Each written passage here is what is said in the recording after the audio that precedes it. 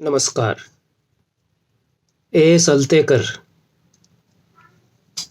भारतीय विद्या और संस्कृत साहित्य के तथा प्राचीन भारतीय इतिहास और संस्कृति के जाने माने अध्येता और विद्वान रहे हैं। उनकी एक महत्वपूर्ण पुस्तक है the position of women in Hindu civilisation. इस पुस्तक का पहला संस्करण 1938 में प्रकाशित हुआ था। 1956 में इसका दूसरा संस्करण प्रकाशित हुआ। पहला संस्करण प्रकाशित हुए 83 वर्ष बीत चुके। दूसरा संस्करण छपे हुए भी 65 साल लगभग बीत चुके।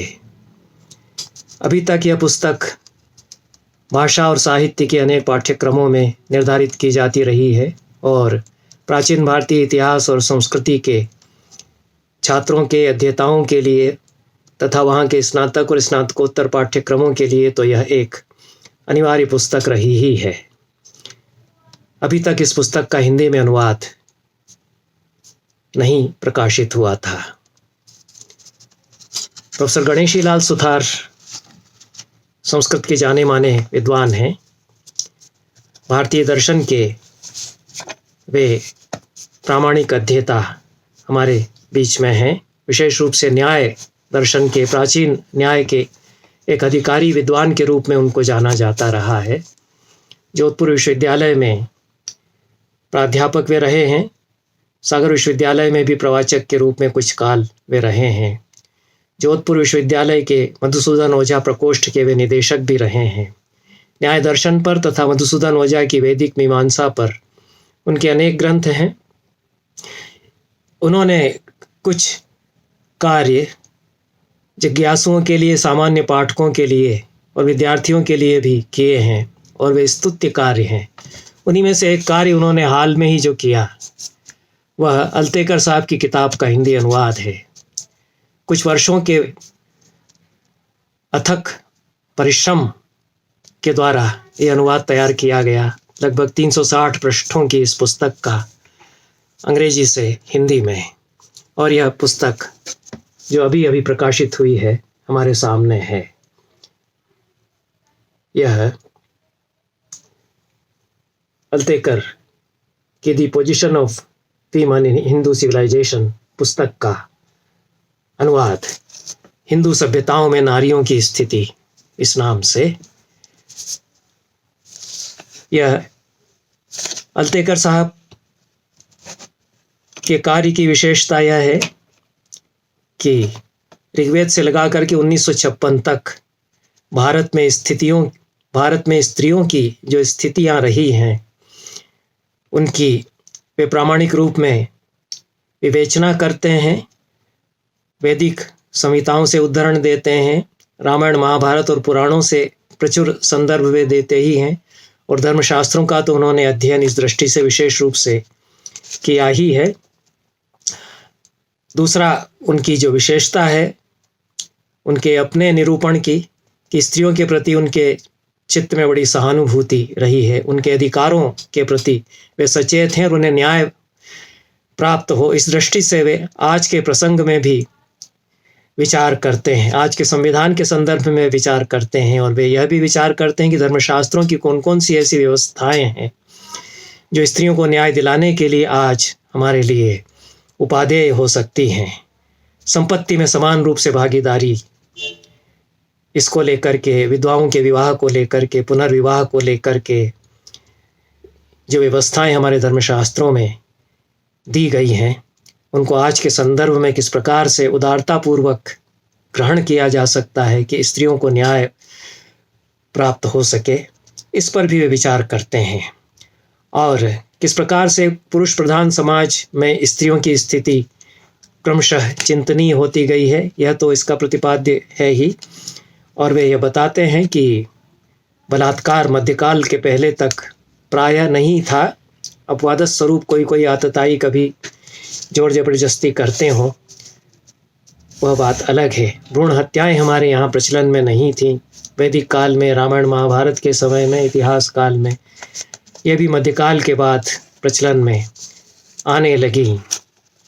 उसी प्रकार से अवगुंठन या घूंघट या पर्दा प्रथा इसका वैदिक काल में तो कोई प्रश्न ही नहीं उठता है इसके प्रचलन में होने का, जहाँ स्त्रियां युद्ध में सम्मिलित होती थीं और ब्रह्मवादिनियां होती थीं, शास्त्रार्थों में भाग लेती थीं, उनका यज्ञोपवीत होता था। यह भी बहुत परवर्ती काल में प्रचलन में आती है अवगुंठन की या घूंघट की प्रथा। अल्तेकर साहब यह भी बताते हैं कि 300 ईस्वी पूर्व तक सती प्रथा लोकप्रिय प्रचलन में नहीं थी। सतियां होती थीं पर वे अपवाद स्वरूप निषेध किए जाने पर भी हो जाती थीं, अपनी कुछ बाध्यताओं के कारण या पति के प्रति अनुराग के कारण। और इसका प्रतिरोध खूब किया गया है हमारे साहित्य में, इसका निषेध बहुत किया गया है कि नहीं होना चाहिए। ये बहुत महत्वपूर्ण बात है। ऋग्वेद से लगा करके और धर्मशास्त्रों में ऐसे वचन हैं कि सती होना अनुचित है। और याज्ञवल्क्य के टीकाओं के उदाहरण देते हुए अल्तेकर इस बात को प्रमाणित करते हैं। यहाँ तक कि कुछ धर्मशास्त्रकारों ने इसको जघन्य कर्म कहा है और निंदनीय कहा है, और यह यहाँ तक कहा है कि यह आत्महत्या के समान पाप की भागी वह स्त्री होती है जो यह कार्य करती है, क्योंकि आत्महत्या तो पाप कृत्य ही माना गया और यह भी एक प्रकार की आत्महत्या ही है, आत्मघात ही है। तो यह धर्मशास्त्र में विविधताएं हैं, अनेक प्रकार के वचन हैं, लेकिन कौन से वचन आज हमारे लिए अधिक आज के संदर्भ में न्याय संगत और प्रामाणिक माने जाने चाहिए, इस दृष्टि से विचार किया जाए। और अल्तेकर साहब इतिहास की जानकारी के आधार पर अनेक उदाहरण देते हैं कि पंजाब में कुछ क्षत्रिय परिवारों में बाद में यह अपनाई जाने लगी, इसका प्रतिरोध भी होता रहा और बाद में सामंतीय समाज में, क्षत्रिय समाज में विशेष रूप से यह लोकप्रिय हुई। लोकप्रिय तो नहीं कह सकते हैं, प्रचलन में आई। कुछ कमियां अल्तेकर साहब की किताब में हैं, क्योंकि करीब करीब 100 साल इसको होने जा रहे हैं पहले संस्करण को छपे हुए। और हमारे गुरु प्रोफेसर रामजी उपाध्याय ने प्राचीन भारतीय साहित्य की सांस्कृतिक भूमिका विशालकाय ग्रंथ 1200 पृष्ठों का जो लिखा है, उसमें इस विषय पर उन्होंने पुष्कल विचार किया है। फिर भी इसमें बहुत सारे प्रश्न हैं, बहुत सारे पेंच हैं और बहुत सारे प्रसंग हैं जिन पर अभी अध्ययन और विचार विमर्श किया जाना चाहिए। इस पुस्तक में एक कमी जो मुझे लगी कि कामसूत्र जैसे ग्रंथ को छोड़ दिया गया है, जो कि बहुत ही महत्वपूर्ण है स्त्रियों के विमर्श की दृष्टि से, स्त्रियों की सामाजिक स्थिति की दृष्टि से। पूरा एक अधिकरण वात्स्यायन के कामसूत्र में गृहिणी पर है, गृहिणी की दिनचर्या और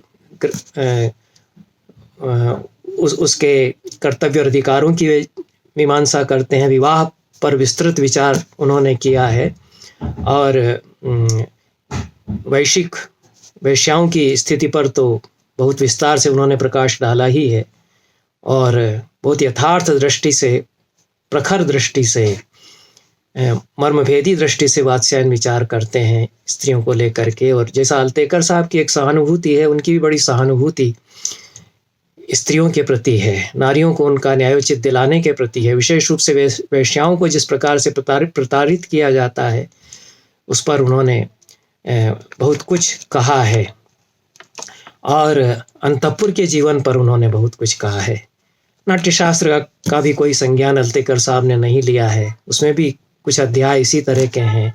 नायिका भेद की कोई चर्चा उन्होंने नहीं की है। काव्यशास्त्र के ग्रंथों में जो मिलती है वो तो पूरा समाज से ही आई हुई नायिकाएं हैं और समाज में जो कुछ जीवन है उसी के आधार पर नायिकाओं की परिकल्पना की जा रही है। खंडिता है, विप्रलब्धता है, कलहांतरिता है, प्रोषित भर्तृका है और भी संस्कृत नाटकों से उन्होंने संदर्भ बिल्कुल ही नहीं लिए हैं। जबकि भाणों और प्रहसनों में तो जो सारा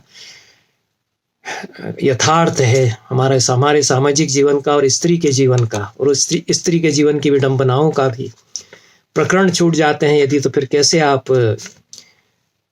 ईसा की शताब्दियों में पूरी जो पहली सहस्राब्दी है और दूसरी सहस्राब्दी है उसमें स्त्रियों के विमर्श को लेकर के समग्र चर्चा कैसे कर सकते हैं यदि मृच्छकटिक, मालती माधव, मल्लिका मकरंद, आदि जो अनेक प्रकरण हैं, 50 से अधिक प्रकरणों के हमको प्रतियां प्राप्त होती हैं। और वह तो एक मध्य वित्त परिवार का जीवन ही प्रकरण में प्रायः प्रस्तुत किया जाता है। लोक धर्मी परंपरा की जो कविताएं हैं, लगभग 1000-1500 वर्ष तक गांव गिराव में रह कर के संस्कृत के कवि जो वहाँ के जीवन की छवियाँ, यथार्थ छवियाँ अंकित करते रहे, उसकी जानकारी भी कदाचित उनको नहीं है।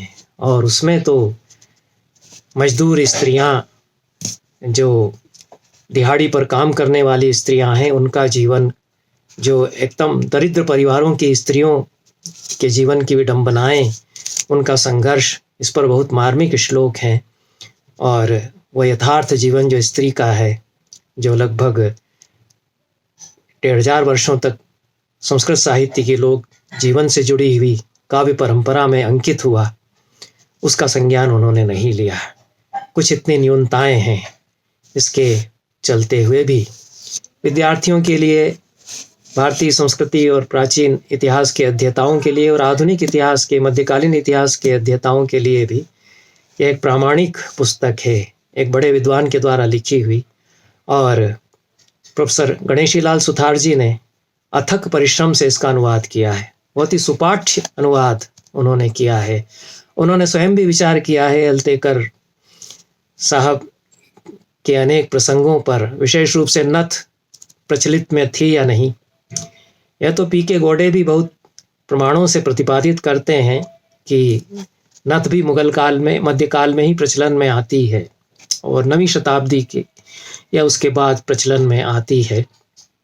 स्त्रियों के आभूषणों पर जब हम विचार करते हैं, बहुत सारी मनोरंजक बातें इस पुस्तक में हैं और इससे निकल भी सकती हैं। गणेशीलाल सुथार जी अभिनंदनीय हैं इस स्तुत्य प्रयास के लिए। स्त्री विमर्श को लेकर के एक दूसरी पुस्तक भी हाल ही में प्रकाशित हुई है। 2020 का यह प्रकाशन है, साहित्य अकादमी के द्वारा प्रकाशित की गई। यह संगोष्ठी की कार्यवाही का संकलन है, संस्कृत साहित्य में स्त्री विमर्श। राधा वल्लभ त्रिपाठी अर्थात मैं, आनंद प्रकाश त्रिपाठी और नौनिहाल गौतम, ये 3 इसके संपादक हैं। और इसको एक पूरक कहा जा सकता है अल्तेकर साहब की जिस पुस्तक की मैंने चर्चा की है, उसकी, इसको हम पूरक कह सकते हैं। उसमें कुछ जो प्रसंग छूट गए हैं, उनमें से कुछ इसमें समाहित हुए हैं। जिनकी मैंने चर्चा की वे तो इसमें भी नहीं है कि कामसूत्र त्याज्य जैसा समझ लिया जाता है, जबकि वो बहुत ही महत्वपूर्ण ग्रंथ है हमारे सामाजिक जीवन का और विशेष रूप से हमारे सौंदर्य शास्त्र का। और स्त्री विमर्श को लेकर के तो बहुत ही अनिवार्य पुस्तक वह है। संस्कृत नाटकों से संबंधित इस पुस्तक में कुछ लेख अवश्य हैं, लेकिन बहुत सारे नाटक इस दृष्टि से अध्येतव्य हैं। उत्तरामचरित और बाणभट्ट और हर्षचरित, इनमें स्त्री विमर्श को लेकर के इसमें लेख हैं। आरंभ में लगभग 30 पृष्ठ का संपादकीय मेरा है, जिसमें संस्कृत वाङ्मय में स्त्री, वाद प्रतिवाद तथा शेष प्रश्न, इस शीर्षक के अंतर्गत मैंने प्रश्न कुछ उठाए हैं। और उसमें मेरा मंतव्य यही रहा है कि संस्कृत साहित्य मूलतः पुरुषों के वर्चस्व का साहित्य है।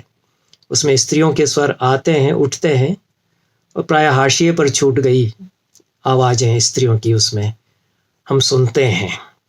उस दृष्टि से एक मीमांसा है। स्त्रियों के अधिकारों के लिए जहाँ जहाँ कहा गया है उसका संज्ञान अवश्य लिया गया है।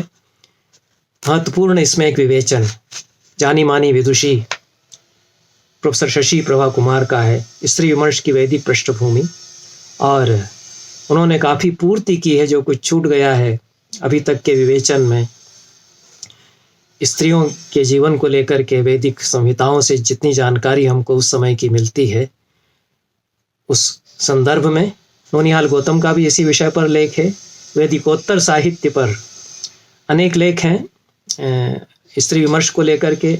उत्तर वैदिक साहित्य में स्त्री विमर्श, प्रमुख स्मृतियों में स्त्री अधिकार को लेकर के अभिराज राजेंद्र मिश्र का विशद आलेख इसमें है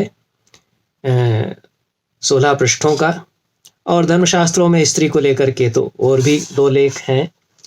राम कथा में नारी विमर्श को लेकर के रस बिहारी द्विवेदी का इसमें महत्वपूर्ण विवेचन है। यह एक दूसरा प्रकाशन संस्कृत साहित्य में स्त्री विमर्श को लेकर के है और इसमें भी